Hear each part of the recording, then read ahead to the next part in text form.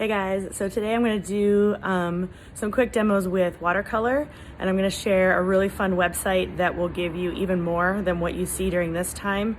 And then I'll do another demo at the very end with colored pencils, knowing that some of you don't have access to watercolor. I know that like getting up to the school is not always easy, so let's go inside. I stepped outside for a minute because it's absolutely amazing and cold and I love it. Let's go inside. All right, so some basics, some things that I want you to have in front of you. So we'll watch the video and then I'll post the link in the chat so you can review it and do it again, step by step with me. So make sure you pay close attention to what you need, okay? So get a little closer. I have my watercolor palette. I have a couple. You might just have one, but I have a couple just because I had them. But a lot of the colors, if you notice, are missing. And actually I can still use a lot of those colors because a little bit goes a long way. I have my sketchbook that has a lot of painting examples inside that I'll share with you. My water, notice how my water is not filled to the top. It's about a little less than half, so you don't overflow or spill water on the floor.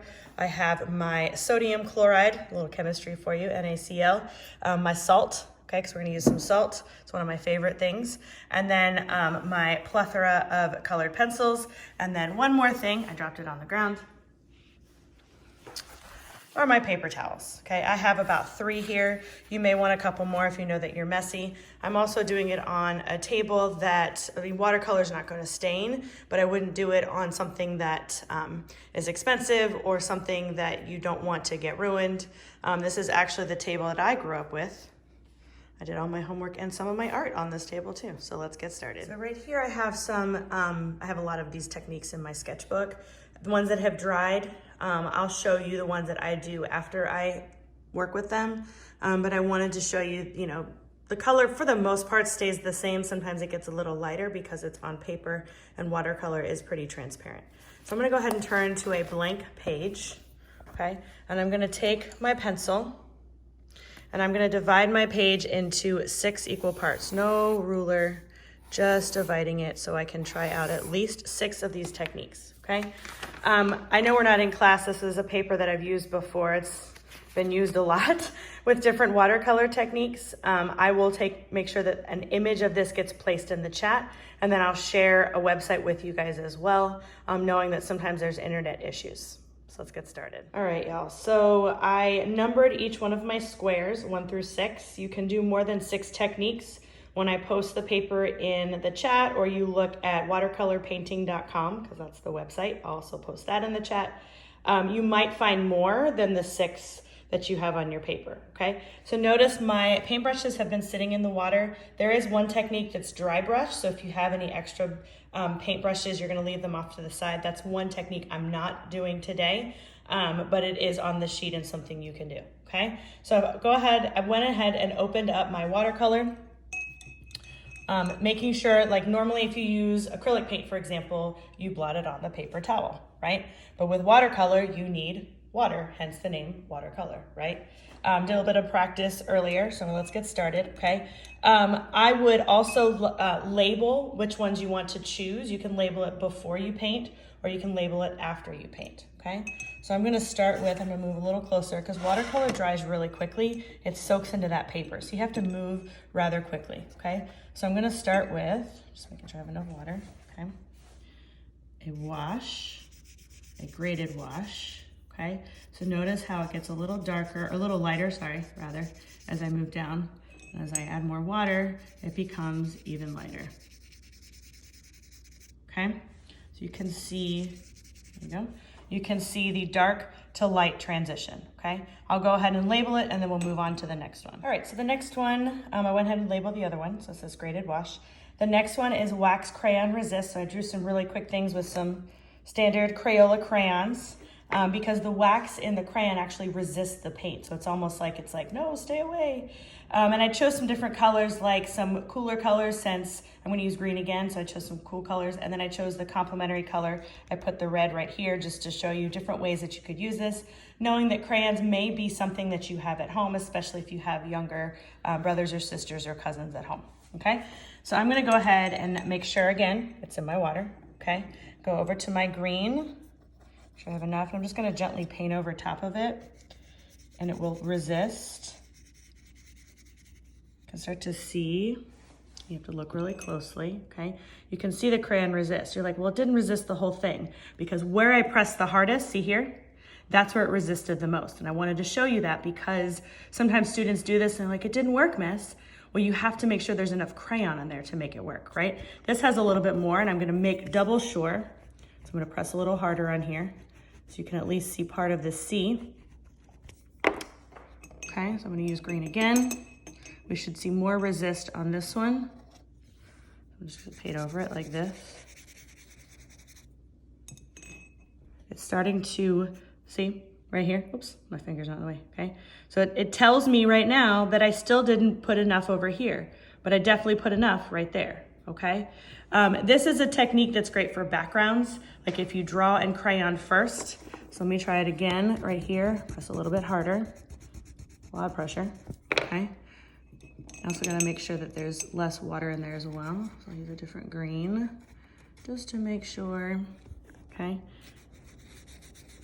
Now that one's resisting a little bit more, okay?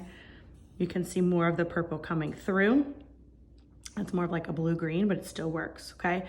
This is really great for backgrounds. If you put like swirls and designs in the background with crayon, and look, this one's starting to resist a little bit more, so sometimes you just have to be a little patient, okay? And if you really want it to resist completely, you can go in and blot it and lift some of the paint off of it to get that crayon to stand out more. But just making sure, just as you see here, that you use enough pressure, because where I didn't, because I did like a shading and I pressed really hard and then I didn't press hard, it resisted only in the places that were like had the most crayon, okay? Let's go on to the next one. So we have graded wash and we have wax crayon resist. All right, so the next one I'm going to do is a longer name. It's called scratching with a pointed implement. In this case, I just used a paper clip. So I went ahead, and you have to do this carefully so you don't rip the paper, but I went ahead and scratched in some lines. You could do this before or after you paint. However, when you do it before, you get really cool darker lines in those crevices in the paper, okay? So I'm gonna do a different color this time. Let's use purple, okay? And as I paint over top, notice the lines get a little bit darker. Sorry, I moved my camera, okay? So it creates really cool, interesting lines in your background, okay? Making sure that you're not ripping the paper, and if you do, then embrace that, right? Just like Bob Ross said, there are no mistakes, only happy accidents. And again, some of these techniques are great for backgrounds. Graded wash is great for anything within your painting or your composition. And I'll show you a few more that will work in other parts of your work, okay? Here we go. So I went ahead and labeled number 3, scratching with a pointed implement. It's on the sheet that I've posted in the chat, okay? Number 4, I'm gonna do something rather simple, and I'm gonna use a tissue, okay? It's basically a tissue blot, right? So you have to make sure you have enough water in your color. So I'm gonna go back to green just because I know I have a lot of water in there. I'm just gonna blot it in there. And I literally, this is great for any part of your project. You can lift paint as you work too if you get too much in one spot, but it creates a lot of texture. We've talked a lot about texture with this assignment or just in general, and this is a great way to add texture. So great for any part of your project, okay? So paper towel works, a regular like tissue that you would blow your nose with works. You can even use sponge with this. There's also a technique called kind of like a sponge, it's called sponging, but you could call it sponge technique, right? So it's very similar to this, except instead of using paintbrush, which you may not have, you can use things you find around the house. So this next one I'm going to do masking tape block, which is something a lot of students have appreciated and loved because you can mask off what you don't want paint on. Kind of like I use blue tape, so if you have blue tape at home, masking tape works. If you don't have either of those, reach out to me and we can talk through some other things that you could possibly use, okay? So when you have it there, maybe I'll use a different color now. I'll use orange. Orange and blue are complementary, look at that. Okay, so I'm coming up to the orange here, making sure I have enough water in there. That's one thing that some students don't do is they don't put enough water and then their paint becomes too sticky. And they wonder why everything's sticking to it, right? That's more of a yellow, but it doesn't matter, right? So I go ahead and paint that on there. I'm gonna lift a little bit of it so you can see how it masks the side of it. A really popular technique that many students like to use. Some of you have used this before if you've had a class with me before. And there's a lot more than these 6. I'm gonna do one more, and then I'll talk through the website and share that with y'all as well. All right, so this last one, I'm gonna do my absolute favorite technique that some of you might be familiar with, some of you may not be. It's the salt technique, okay? And the salt technique is something I learned in an AP Institute, probably 15 years ago, and I've used it ever since, and I actually hand wrote it. So here it is on the paper, okay? I hand wrote it on the bottom because it was not on this list. It's on the different websites and things that you can look up to get more information, but it wasn't on this list, and so instead of typing it, I just wrote it on there, because why not, okay? So with this one, you have to be extra sure again, like it creates, there's like a chemical reaction, right? So the paint itself is kind of like hugging to, or the color is hugging the granules of salt. It's a pretty cool thing to watch. It's kind of like a science experiment in art, right? Okay. I'm gonna use purple just so you can really see it. You've got to make sure that you have enough that it doesn't soak into the paper or it will not work. So you can paint it first, and then you take the salt. I move away. You can see how the color is hugging the granules of salt where I place the salt, right? Okay. Don't brush the salt off until it dries. You could also place salt. Let me show you what happens when you place salt first. Okay, and then you paint on top. So you have to make sure you have enough water, otherwise it will not work, okay? You should make sure you have enough water anyway, otherwise your paint will be sticky. The only problem with doing it this way is that you get paint, I mean, it still works, but you get salt all over your paintbrush, which looks cool until you have to clean it off, right? So I would paint first. Once it dries, you'll be able to see what look like little tiny circles with paint around it. It's one of the coolest things, and it's science and art, which I love too. So I'm gonna go ahead and label this, and then we'll show you. I feel like I'm on a cooking show. I have one done already that's dry. This is all fairly smooth. There's no salt on here. There's like a little bit here, I think. I'm gonna brush that off, okay? Once it dries, you literally just brush off the salt and really kind of like rub it off there, okay? But you can see, if I get close enough, the texture that it creates, and I love this one. This is completely flat. There's no salt on here. And look how cool that texture is, right? So another reason why I love it, this is great for any part of your piece, background, foreground, inside designs. You have to have salt, but that's a pretty common household item. Regular salt will work just fine. Okay, there's also splatter, which is on that sheet, and then another example of graded wash. So I wanted to show you guys another example with different watercolor techniques. In fact, this was a watercolor technique demo, and then I decided to, so you can see salt. This is all smooth, which is awesome. I love salt. It's my absolute favorite. But I decided to kind of just draw on top of it, write out some ideas, just have some fun with it. So this was something that was like an example, like I just did. And then I just started to add things in there, which was always fun. Just wanted to show you more. There's more salt right there. That's also smooth, okay?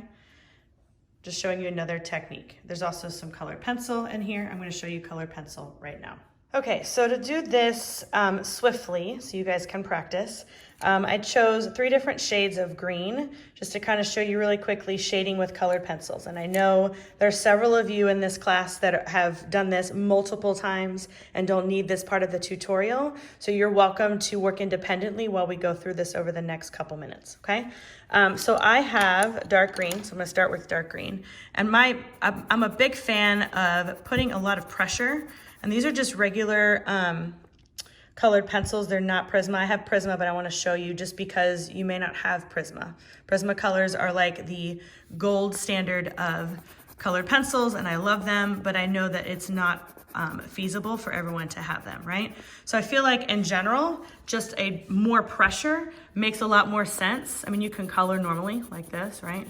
And it still looks fantastic. Color is wonderful in and of itself. Okay, but I feel like the darker just stands out more. It's bolder, right? So something to think about when you're using colored pencil. I push that idea all the time with students, especially if they're like, well, what can I do? You literally could just press a little harder with the colored pencil, okay? So if you're wanting to shade, it's just like pencil. So use a lot of pressure. And then you release the pressure as you get farther away, and it creates what looks like dark to light. Okay, you can go back with other shades of green and go in there and really work through and make this something that is, make it a little darker there. okay? I realize that whenever I do stuff like this, it starts to look like a tornado, meaning like, it like gets really wide here and then it gets smaller here. I don't know what that is. This is kind of a yellow green and I love how it looks on top of the green here. So don't be afraid to mix colors when you're shading with colored pencil. The next technique I'm going to show you is what's called crosshatch. Okay, so this adds value to your work using colored pencil or pencil.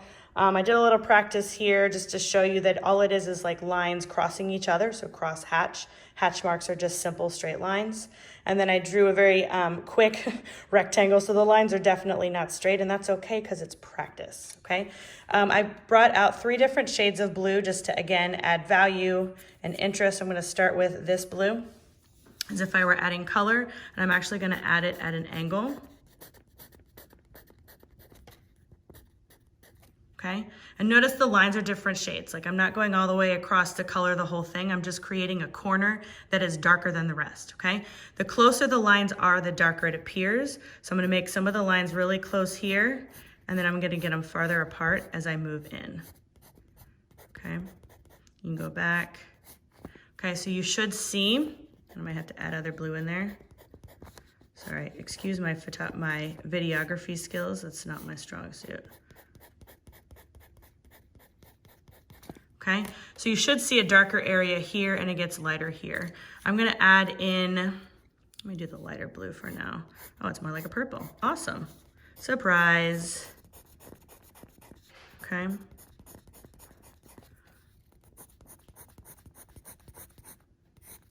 Okay, so you should see a transition in color, right? Like it's obviously darker in the corner and gets a little lighter here. If you want it to be lighter, then just spread your lines out, right? Another thing that I'll show you in here with the same colors is stippling, which is a little harder with colored pencil, but the darker or the closer it is, the lighter it appears. So I'm making the dots closer here, I'm making them a little farther apart here. This is a fun thing that students love. It gets a little noisy when everyone's doing it in the classroom, but you can see even when you step away, there's definitely some transition in value that will add interest and texture to your work, something that I know some of you are already really good at and some of you need to practice more. So hopefully this is a little bit helpful, just a quick demo on how to use color versus just straight up coloring it all the time, okay? Okay, so that was quick. There are a lot of things that would still need to be taught, and I'm just gonna let you start with the basics, okay? Especially if you need to practice more. Again, some of you are pretty good at both watercolor and with colored pencil, so you may not need all of this demonstration, right? Like you have an idea of what to do. It never hurts to see it again. There's definitely students that need to see it, and I want them to see it so you can have success and not just paint and not just color, and add more interest to your work, right? There's plenty of tutorials online as well, so this is not the end all be all. Like this is just the very beginning. It's just the start, okay? If you have any questions, let me know. If you need me to work with you one-on-one because you want to know more, we can either set up a time or do it during asynchronous time. But I want you to have those skills to just feel more confident in the amazing things that you guys are already creating. Like for real, your stuff is awesome.